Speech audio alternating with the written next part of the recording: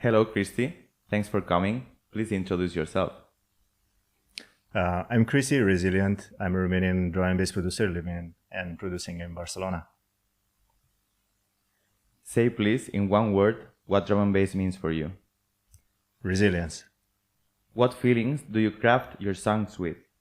It really depends on the song. Sometimes I want to evoke emotion. Sometimes I want to evoke energy. So it really depends on what mood I find myself in. What's your biggest source of inspiration to create your music? What's that mood? My biggest source of inspiration. It's usually listening to other artists and seeing them release new music, always growing. It really inspires me. So it gives me that feeling to just go and make some beats right now, What's your favorite production? My favorite production, my favorite home production. Yeah. My favorite home production.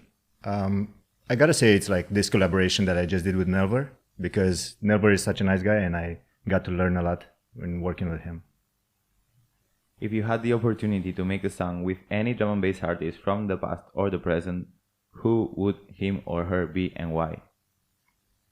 It's really hard to say because I have so many artists that I love, but I would say Etherwood.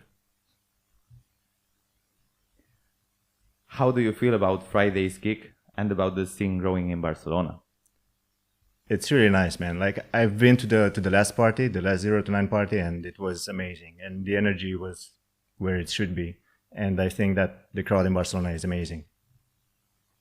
Let's talk a little bit about your musical career. What's the best memory you had from it? The best memory from my musical career. It's hard to pick one exactly, but usually when I release new music and I get feedback from other artists, especially artists that I love and follow, that's always inspiring, and my heart starts pumping. It's a very warm feeling. What's the best memory you had from it? It's hard to pick my favorite memory from my musical career, but I have to say that receiving feedback on newly released music from artists that I follow and love is always very powerful, and I absolutely love it. How often do you release music? Not as often as I used to release music, but I'm hoping I'll be picking up next year. Who has been your biggest influence? I have many different influences, and I think this is what makes it both unique and hard for me to make music, because I also like to make melodic music, but also I try to keep the energy level pretty high because it's drum and bass. But I have to say artists like Polo and Bryson, Marky, Makoto are very big influences to me. Do you have any rituals before hopping onto the deck? I don't have any rituals before hopping onto the decks, but I do like to get there early and maybe catch at least the previous artist set, so I can see the vibe and how the crowd reacts. It's always very helpful. What's the toughest part of being a DJ? The toughest part of being a DJ must be matching the energy of the crowd and what you're playing, and entertaining people, but also educating them. It's also very hard. What do you think that means, educating the crowd? Educating the crowd means you don't have to play all the bangers and the music that people already listen to. You have to play some music that might not be so well known, some upcoming artists maybe, because that's how people like me are getting through the scene, like some other DJs playing my music because I'm not so well known. Where do you picture yourself in 5 years? In 5 years from now, I would like to be able to say that, man, the music that I made 5 years ago was so rubbish. Tell us about your latest and or upcoming releases. I just released a collaboration with Nelver called Frozen on Galaxy. I'm very fond of this collaboration, how it turned out. I also will have a couple of more releases up to the end of the year, but I'm not sure about the dates yet. But certainly next year will be full of releases. Let's talk about the scene. What's the footprint you want to leave in this culture?